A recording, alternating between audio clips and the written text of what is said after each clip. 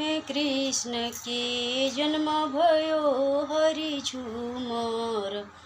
कहाँ में बाजेला बधाओ खेलब हरि झूमर। मथुरा में कृष्ण के जन्म भयो हरि झूमर। अब गखुला में बाजेला बधाओ खेलब हरि झूमर। चिठिया पे चिट्ठी लिखी कृष्ण पे ठौले हरि झूमर। अब कर राधा सोर हो सिंगार हो खेलब हरि झूमर। कर राधा सोर हो सिंगार हो खेलब हरि झूमर। सुर हो सिंगार राधा करहु न पैली हरि झूमर। तले कृष्ण जी भइले आके खड़ा।